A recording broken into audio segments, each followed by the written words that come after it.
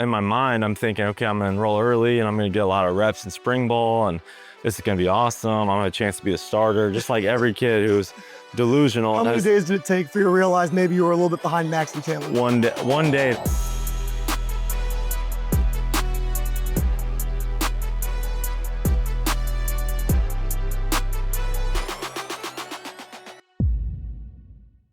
My dad played linebacker. He played linebacker and, played in college and then played for a couple seasons in the NFL. And so he always told me as a kid, like, you want to play quarterback. Like, you want to be in training camp with a red jersey on and a dress and getting all the water you want, And so, he was always talking about, having 3 days with Ray Perkins in Tampa Bay and how, the quarterbacks always looked like they were never tired. And so he kind of, I think I always threw the ball. We played catch a lot. And ever since I can remember, I played quarterback. And I played linebacker too, all the way until I was a freshman in high school. And but yeah, I was always quarterback. And I remember so many nights, waiting for my dad to get home from work and sitting on the front porch just to throw the ball and, leaving the Christmas lights on so that we could have some light, when it got dark. So we were always playing catch and always working on it. Using trees as defenders, throwing it around trees and all kinds of stuff.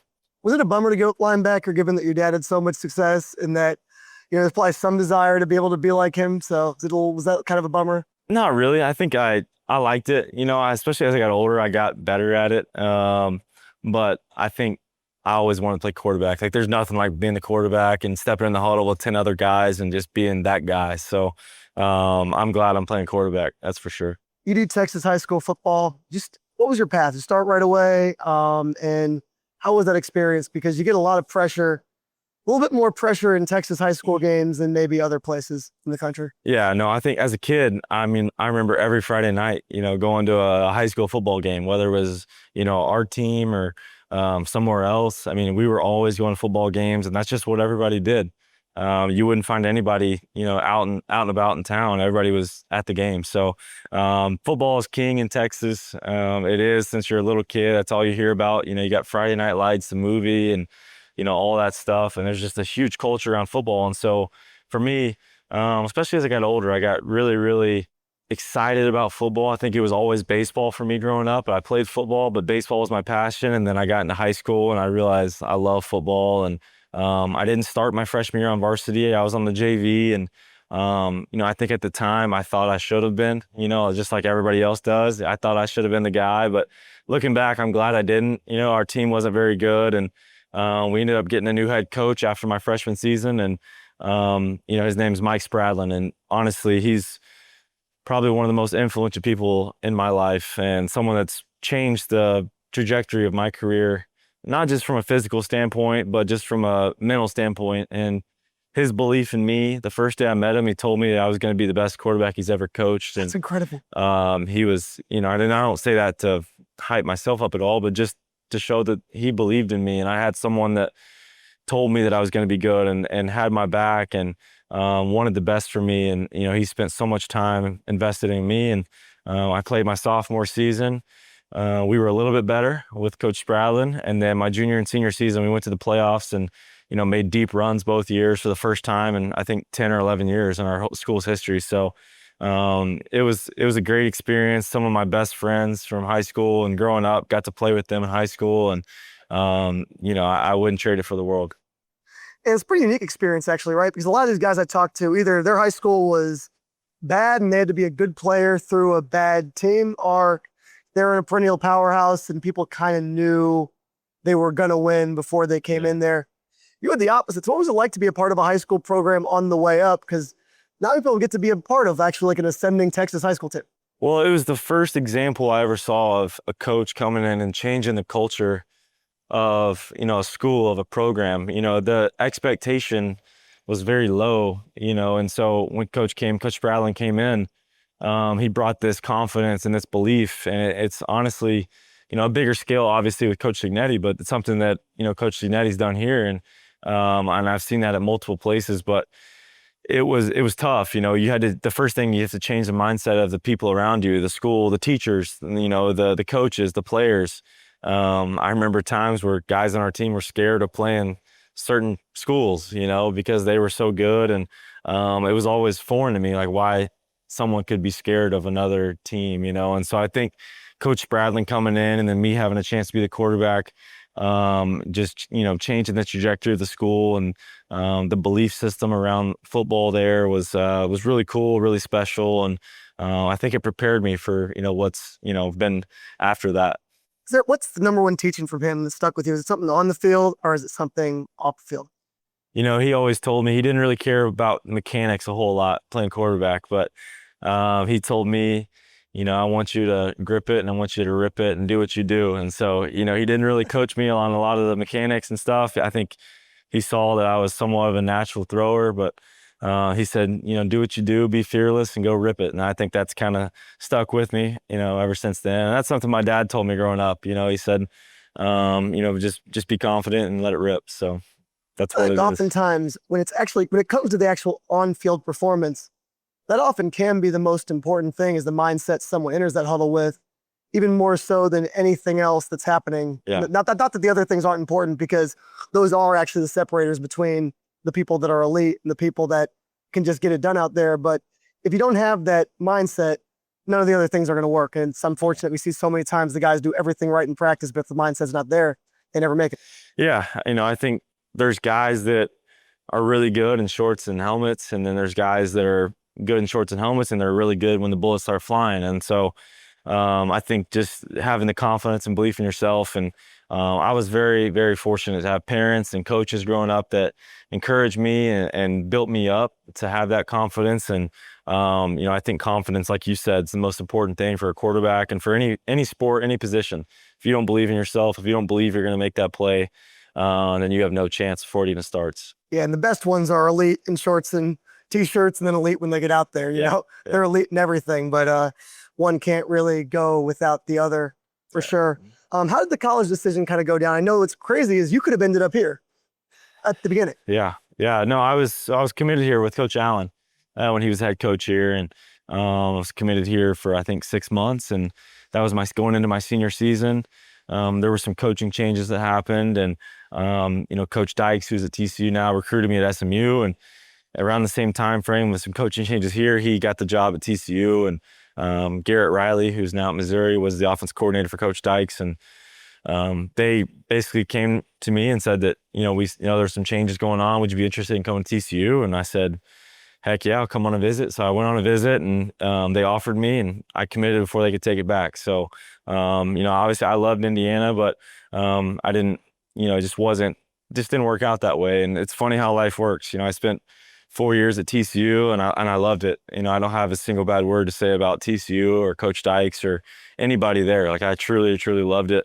Some of my best friends, best memories, won a lot of games, and some great moments came from that situation. And it's just funny. Like, a year ago, if you would have told me I'd be sitting here in Indiana playing for the Hoosiers, I mean, I wouldn't have believed you. And it's just funny how God works and life works. And coming back here, it's been such a blessing, to be able to have a chance to play for Coach Ignetti and the staff. And it's interesting to come back 4 years later after I was here in high school and just see the change and the way that people think and the way that the building, just the morale, just how much different it is. And it's encouraging, it's fun, and there's nowhere else I'd rather be than Bloomington, Indiana right now. It's a football city right now. It is.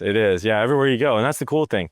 This is truly a football college town. So everywhere you go, not just in Bloomington, but in Indiana, for me, it seems like everyone's a Hoosier fan, and that's something that's different, something that I love. And it's truly a college experience, getting to play football here at Indiana. I genuinely believe you never thought there was ever going to be a day we were going to leave TCU. No, if you would have asked me, even 8 months ago, would you ever leave TCU? I would have said no. I never saw myself ever playing a college game for anyone else than TCU. And it was hard. It was a hard decision. It was probably the hardest decision I've ever had to make in my life, because I had so many great friends, so many great relationships that I'd formed over those years, and I was so comfortable. And I think comfort is, it's never easy to change and to experience new things and get out of your comfort zone. But for me, I knew that, it just felt like it was time. I needed a fresh start, and I was excited for that. But at the same time, that comes with change, and when you're uncomfortable with a new place and new people, it's never easy. But I think sometimes some of the greatest things that can happen come when you're out of your comfort zone. And I've experienced that here so far, just in my 6 months being here. I feel like I've really improved in a lot of areas, and it's been an incredible experience. And it's just, I've said it a minute ago, it's just crazy how life works, crazy how God works, and I could have never predicted this. I think when you realize you're comfortable, that's actually the time you got to make a change Yeah. to a certain degree. And if you were seeking discomfort, you came to the right place. I'm sure Coach Signetti makes you uncomfortable Yeah. every single day, which is by design, at least at this point in the process. Yeah, no, Coach is very strategic with, the way he approaches the players and just everything in the program. And that's something I really appreciate. And there's no sense of comfort anywhere. And it's been really, really good for me to have a new place, new start, new people, have to earn the respect of those guys again. When you're somewhere for 4 years, everyone knows who you are and they know what you're about. And so when you come to a new place, it starts all over. You've got to go back to work. And it's not that I ever wasn't working at TCU to continuously earn respect, but here it's a new place. These guys just came off of a national championship and a great 2 seasons in a row. And, you've got to come in and put the work in and let these guys know who you are. And it's a process like Coach Signetti talks about, but just being committed to his process that he's planned out for us, and trying to get better each and every day is the most important thing for me. It's lovely too, because he makes everybody earn everything, which is actually better to earn leadership than it is when something's handed to you and people feel there. Yeah, well, I think, we've all seen examples of people in leadership roles that don't really deserve that, and they don't have the same weight that comes with their voice and their actions. It's not the same as someone who earns that respect and earns everything that they've been given. And so I think it's exactly the way it should be. I think that, it's set up very, very well to have great team success and a great team culture. And, I'm just trying to do my role and continue to get better and be the voice and be the person that our team needs. And it's a process. It's a opportunity every day for me to continue to get better in those areas. We look back to that TCU beginning of the journey. Who all was one in that QB room your freshman year? Because it was an absolutely ridiculous group you kind of entered with. Yeah, I mean, it was me, or not me. I'm not going to start myself with myself. I wasn't starting. I was 5th on the depth chart. It was Max Duggan, Chandler Morris, Sam Jackson, myself, a guy named Luke Pardee, who is now coaching at Oklahoma State. So we had a lot of guys in that room who were very, very good football players, very smart. I remember I enroll early, and so in my mind, I'm thinking, okay, I'm going to enroll early, and I'm going to get a lot of reps in spring ball, and this is going to be awesome. I'm going to have a chance to be the starter, just like every kid who's delusional. How many days did it take for you to realize maybe you were a little bit behind Max and Chandler? One day to realize that I wasn't going to get very many reps, and so I came in and I thought I was gonna, be the starter. Like, I was just delusional and had a lot of confidence and thought I was gonna be the guy. And I come into spring ball and I don't get a rep for the first, I think I had like 2 reps in team for the first 4 days of practice, and I'm like talking to my dad. I'm like, man, I don't understand what's going on, and that's when I realized that, I'm gonna have to really work my way through this depth chart and go to work. And so that's kind of what I did. And I was on the scout team my first year. I was the 4th string quarterback. And I think playing on scout team was one of the best things that's ever happened to me. I got to go against our defense when there was, I think, 7 or 8 guys that got drafted from that defense or played in the NFL. It's a really good team. And so I got to go against those guys every day, and that helped my confidence, and just it let me find myself and let me find kind of my flow and the way I played. And because on scout team, there's not as much structure for the quarterback. And so it kind of let me just kind of free up a little bit, be myself, and find my flow. And I think I looked up a year later in spring ball that following year, and I was a completely different player, a completely different person. My body was in a lot better shape, and I was ready to play. And went into that next year. Chandler ended up being a starter, and then he kind of got hurt halfway through the season, and then I was able to take over and never looked back. So it was quite the process. I think I was hoping it would happen as fast as it did, but I didn't know if it would be that easy. But with the way college football is now, people shift around and change, and I think I was prepared for my opportunity, and then it arose, and I took advantage of it. So Who was your favorite player to emulate? The year that you were the scout team quarterback? I know who my least favorite player was to emulate. That was Jalen Daniels at Kansas. I was running a quarterback power, running the option, getting absolutely smoked on scout teams. So I did not enjoy the Kansas week. Those guys, good. Man, when he was cooking at his best, yeah. that guy was one of the best quarterbacks in No, college he football was for the last he was a 5 years. great player, and or he is a great player. He is still playing, and we had some good battles over the years. But yeah, emulating him on scout team was not very fun. I was getting drilled. Not a lot of blocking going on for quarterback power, so it was physical over there, but it was good for me to get knocked around a little bit. It's a good lesson, Yeah. no doubt. And then a lot of people actually don't know because of how the season ended, but Chandler Morris started the season as the starting quarterback for TCU. It didn't last very long. What perspective did that give you getting to watch that injury? Because it probably really demonstrated you early in your journey of how quickly as a quarterback this thing can end. Yeah, Chandler won the job, and he started against Colorado, and he ended up going down, I think, in the second or third quarter. Sprained his MCL or something to do with his knee, and Max comes in, and then Max takes over and gets hot and never comes out, right? And we go through the championship and the Fiesta Bowl, all this great season, and Max was never even supposed to be the starter. So I think it just showed me that you have to you can't take anything for granted. You can't take a single day for granted. You have to earn it every single day, because there's always people. They're always trying to replace you. There's always someone that's coming after your job, and you can't take anything for granted. You've got to earn it every single day. Football is a what have you done for me lately business, and you've got to earn it and continuously earn it, and sure can't take it for granted.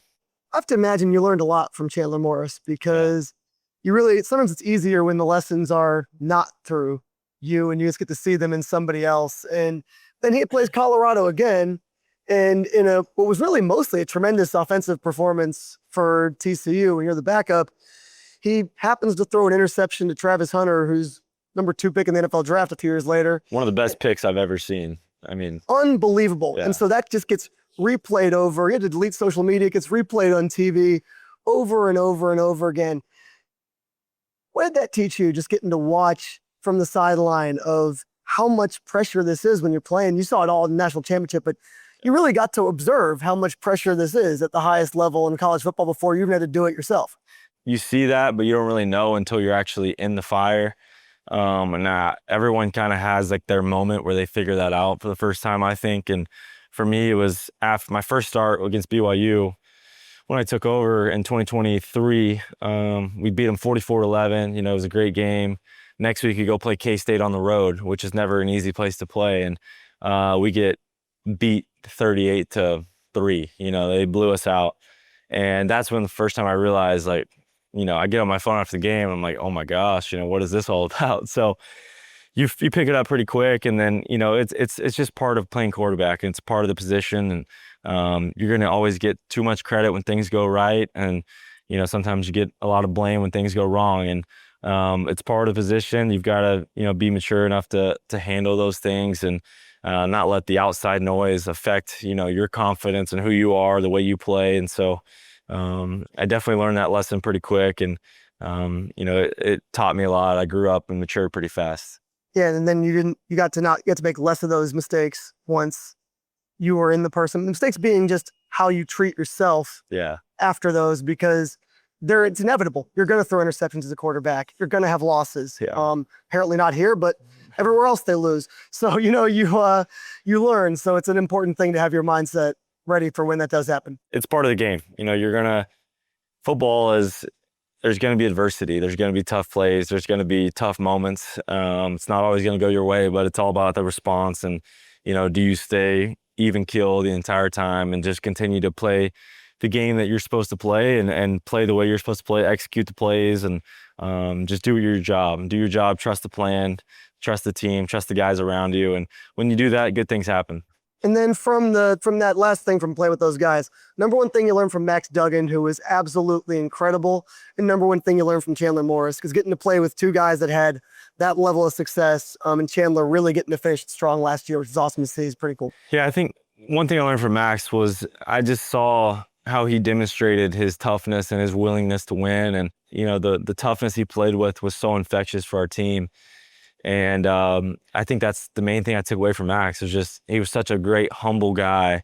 And to watch someone have success like that, that's just a humble servant to his teammates and will do anything for his team, really just showed me what it's like to be a starting quarterback and to have success and earn the respect of your teammates. And then with Chandler, I was obviously behind Chandler for a little bit there in Fort Worth. And I think the thing with Chandler that I learned is he was such an incredible, consistent practicer. And he was such a great quarterback, not just on game day, but in practice. And so I really learned that how to watch someone have great practice habits and just be extremely consistent day in and day out.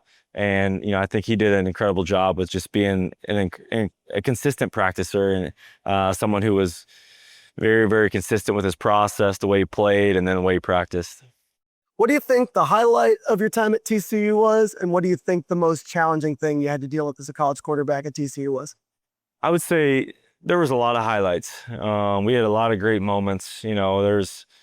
I think, winning games and all we won some great games, some tight games, close games, beat rivals, all these things. But for me, when I think about my time there, it's about the people. That's the main thing that I think I'll look back on and be so grateful for. Was just my teammates, my coaches, Kendall Browse, my offensive coordinator there. He was someone that I learned a lot from, not just football, but he's just an amazing guy. And I love being around him.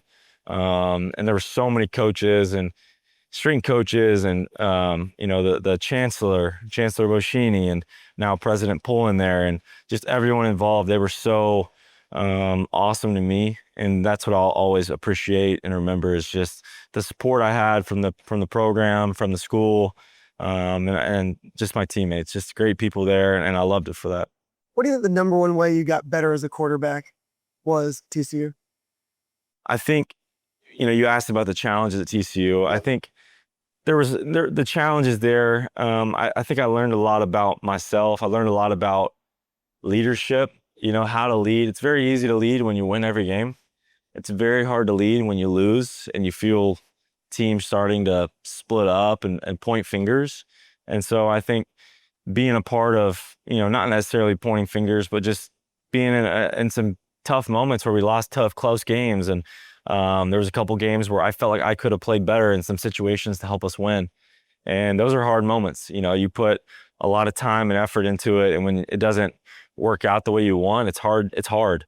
And I learned a lot about my leadership skills and my mental toughness to bounce back the next week after a tough loss. And I think I showed multiple examples of that, having a tough game, losing a close one, the next week come back and having a really good game. And so I think the mental toughness aspect and the leadership is what I took from TCU.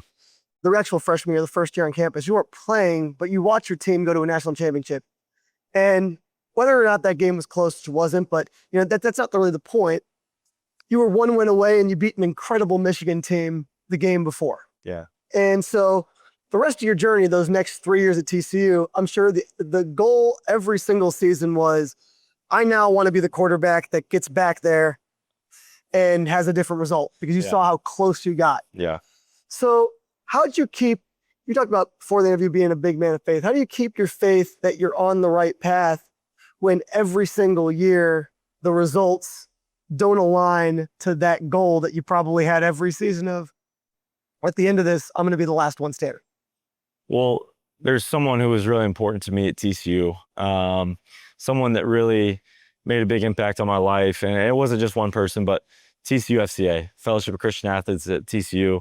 There was a couple of different people, Chauncey Franks, Coleman and Mitchell Traver, Coleman Maxwell and Mitchell Traver. They all played such a big part in my life while I was there. Mitchell Traver was one of our FCA guys. And one time he explained to me, there was a tough moment where he had lost and some things were going wrong. And he kind of explained to me the relationship between football and faith. And he put it pretty simply. He said, God's given you a gift.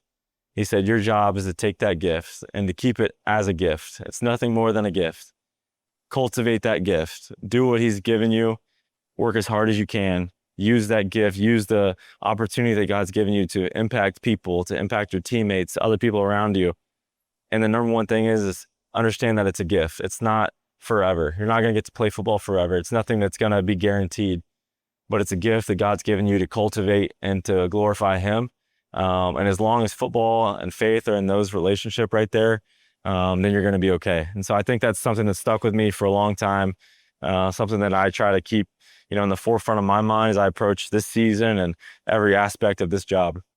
And then how have you been able to take that relationship over to Indiana? Because I know that you've had two quarterbacks before you here, Curtis and Fernando, that are both extraordinarily strong in their faith. Were massive leaders in the team in that category. So how have you now been able to bring that over to this program? Well, I think I've been very fortunate coming to Indiana. There's a lot of guys on the team who, are Christians and strong believers, and it's made it very easy for me to have people to be around to influence me in positive ways, and I hope I'm influencing them.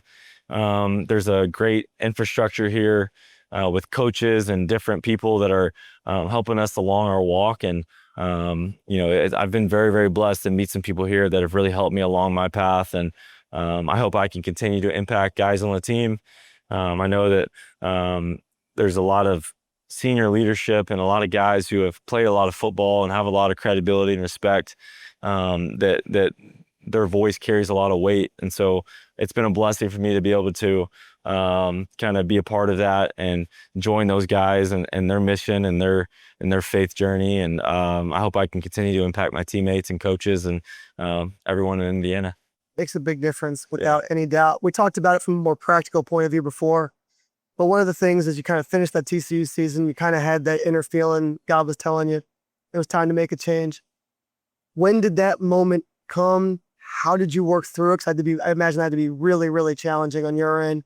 And then how did you, in your next process, get that inner feeling that God was telling you Indiana was the right place for you to be? I talked about how tough the decision was to leave TCU, and after the Cincinnati game, our last game of the regular season, there were some things going on and just, some uncertainty with what was going to happen and who was going to be where. And, I just felt like all of my experiences there was a lot of great ones, some tough ones, but I just really felt like I needed a fresh start, and I felt like I was being called somewhere else. And the hardest thing about that was just the timing with the way the portal works and the way that bowl season aligns. And that was probably the toughest decision. The toughest part of it was the bowl game, and do you start taking visits or get ready for your visit, or and so there was a lot of uncertainty with that around that situation. And I just felt like I was being called somewhere different. And I think coming here to Indiana, being around Coach Signetti, seeing the opportunity, because this wasn't always something I knew would happen. Like, I didn't know when I got in the portal that I was going to get a chance to come to Indiana. And so when I had this opportunity, Coach Signetti, they had me up here for my visit right after the Rose Bowl. I knew pretty quickly that this is where I was supposed to be. And I had a lot of confidence that I was making the right decision. And I knew that God had called me to Bloomington. And you made that decision. It was announced before the national championship, if I remember correctly. Yeah. And what was it like watching that game, knowing that that was your future team? Yeah, it's a crazy experience. Like the way the portal and the way that school starts in the playoffs. I wasn't at the game, but the timing of it is all messed up. I mean, honestly, like it's not ideal for coaches or players. You got coaches who are trying to finish their season, but at the same time, they're still recruiting for next year. It's a crazy situation, but I committed the day after the Rose Bowl. I moved up here 5 days later. They hadn't even played in the Peach Bowl yet. Huh. So I was here in Bloomington for the Peach Bowl and the national championship. We were kind of doing our own thing. Some of the transfers, as far as workouts, we weren't with the team, which is smart. But it was awesome. Like seeing those guys win the national championship, seeing Kirkwood down here, like after that championship, people are climbing light poles and jumping off buildings and all kinds of stuff. It was a really, really cool introduction to Indiana. And, it was very, very cool to watch. It's just that team and the success they had. Probably a cool thing for you and some of your new teammates to bond over too, because, you have a major new target coming here too, in Nick Marsh. So I'm sure that you guys were able to together see that and say, hey, maybe some of those throws that Fernando was making to Elijah and Omar, you're gonna have the other receiver this year as well. But that could be us. Yeah, for sure. You know, I think the cool thing about being around those guys when I first transferred here was we all got to talk about like, hey, why are you coming here? You know, talk about your previous school and the good experiences, the bad experiences. And so you start to get to know each other and you find out pretty quick that a lot of us all have the same goal and the same intentions to why we came here. We want to get better. We want to be coached by great coaches. We want to be at a great school. And we want a chance to win games and be around a great team culture and a great team. And a lot of really, really unselfish guys is what I noticed really quickly when I got here, is that this team is made up of guys who want to be a part of a team, and it's not about them, it's about the team. And I think that's a credit to Coach Signetti, credit to the locker room, the guys and the coaches, just the entire staff for establishing that culture and that mindset. It's pretty cool. And then how good, by the way, now that you're in practice, how good is Charlie Becker? Because I remember Alberto, before even last year, he said, there's a guy in my class you're going to have to watch out for. This guy's going to be a freaking beast. I don't know if anybody knew how much of that he was going to put on display last year, but now he's probably entering this season as one of the premier, not probably, he is one of the premier wide receivers in all of college football. He just really, I feel like he was already good during the season, and I feel like during that playoff run, my goodness, that was pretty impressive. Yeah, Charlie, he's a very impressive guy. And all of our receivers are. Just the way that room works, the way they work. I think Charlie is probably one of the more committed players I've ever played with as far as studying, putting the time in, doing what it takes to be great. He's very, very serious about football and very serious about being the best he can be. And as a quarterback, like, I appreciate that so much, having somebody that really, truly cares about getting better and trying to do what's going to help the team and try to get on the same page with me. And he's very good at communicating what he wants and what he doesn't want and how he's going to run a certain route and how he wants the ball, how he sees this playing out. And so I've been very, very impressed with Charlie, not just as a player, but as a person. He's about as down to earth as it gets. Humble guy. You would never know that he was anybody if you just talked to him. And so he's a very, very, just a really impressive guy. And I love being around him. He's a great team guy. And I know he's going to have a big year. What have you learned once you made the decision about what it's like to be a quarterback in this system? I learned very quickly just how detailed this offense is, how detailed our offense coordinator, Coach Shanahan, is. And then obviously with Coach Tino, the work that we've put in as a quarterback room, has very, very high expectations and standards. And I think that's a great thing. You know, it really was a challenge and is a challenge every single day. To continue to get better. There's no sense of comfort on anything, on any days. There's always something to improve on. And so it's a continuous chase, a continuous battle to find perfection. And obviously you're never going to be completely perfect, but that's what we're chasing. And so I've been very, very blessed to get to be around Coach Tino and the other assistants, Coach Shanahan, and then Coach Signetti and his leadership. He's, had some great coaching points for me on the field and just different things. And so I'm in a very good situation right now to continue to learn, continue to get better, and learn from some really great coaches. There were some quarterbacks that Coach Tino's putting on tape for. He's coached a lot of guys in his offense. Who are a few of the guys he's highlighting for you when you're in practice? Yeah, we've watched a lot of guys at JMU. We talked about Jordan McLeod. We watched Curtis Rourke. We've watched, obviously last year with Fernando. We watched all the guys at JMU. We were watching clips from 2020 and 21, and then we watched Mac Jones at Alabama, Tua, because Coach Tino was there. Of course. So you need Bryce, I think, too. Yeah, Bryce Young. So we've watched a lot of tape on just all the guys he's coached, and it's really cool to see Coach Tino, the way he has coached different styles of quarterbacks, and so he does a great job, and I'm very, very fortunate to get coached by him, and I look forward to continue to learn from him in this season. Oh man, I will tell you, just as a fan, not really necessarily for things to take you from your game, but man, we put the McLeod tape on from that JMU season. Wow, was he incredible. I'm bummed more people didn't get to watch that. It was some of the most fun tape as a fan I've watched. Yeah, no, he's just watching like the stuff that I've watched. He was electric and it was so much unbelievable fun. Player. So it was really cool to watch. That season was a blast, but it gives you a taste of what you can do. And I think that there's probably a little bit in all of those guys. It's funny you mentioned every one of those guys has little itty bits that you can take and put in your game. Yeah. They all did cool things. Yeah, no, I'm a believer. I think you can learn from everyone. And so I try to sit there and learn from everyone we watch. And I think there's things to take from everybody and try to apply and learn from and continue to grow on. And the awesome thing about playing quarterback is it's a never-ending process of chasing perfection, and you're never going to be perfect, and that's the fun thing about it. Is it's a continuous chase, continuous challenge, and that's what I love about it. There is absolutely no doubt. And kind of last thing, you're just arriving here now. When you leave Indiana, how do you want people to remember you at Indiana? I think when I leave Indiana, I want people to say that I want my teammates to say that I was tough.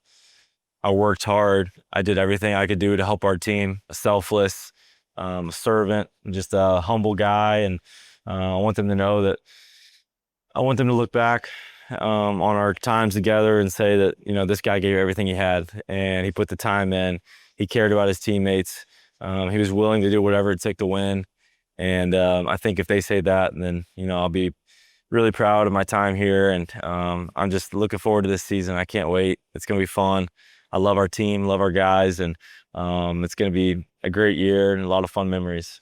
And it can be a success no matter what, but I hope for you, you get to have that appearance in the national championship that you've been going after since we're so close. Yeah. No, first year. Obviously that's everyone's end goal, but the great thing about Coach Signetti, the way he approaches that is, it's all about today, and then tomorrow will be about tomorrow. And so I think when you have that mindset, that you just maximize each day, good things have a chance to happen, and we're going to continue to work, and be awesome if we ended up back there.